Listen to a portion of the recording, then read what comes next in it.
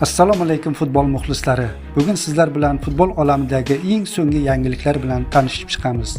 Agar kanalimizga obuna bo'lmagan bo'lsangiz, obuna bo'ling va ushbu videoga kanalimiz rivoji uchun like bosishni unutmang.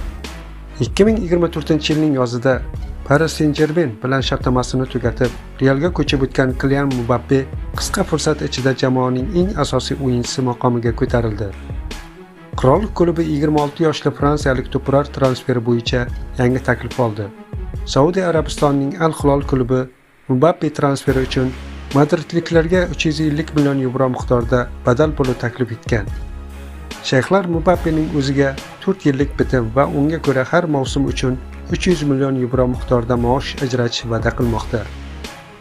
Arablar Kylian Mbappeni Saudiya Arabistoni futboli ramziga aylantirish va bu orqali jahon futboli jamoatchiligi e'tibori va e'tirofini qozonishni maqsad qilgan.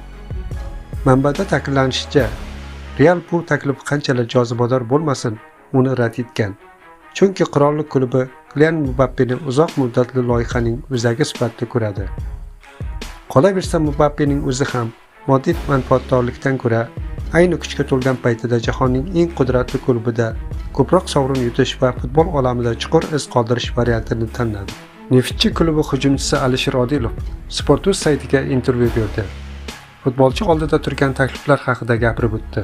Hozirda takliflar bor. Bir Erondan, Xitoydan va Koreyadan ham chiqdi.